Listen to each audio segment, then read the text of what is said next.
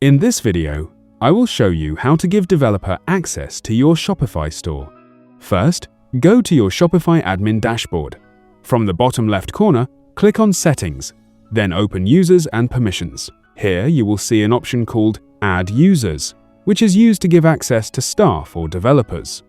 Now click on Add Users and enter the developer's first name, last name, and email address.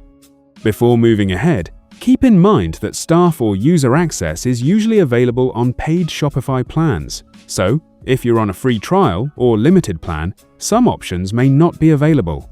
Next, you will see the Permissions section.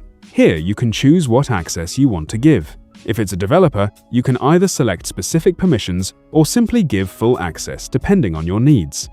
Once everything is set, click on Send Invite.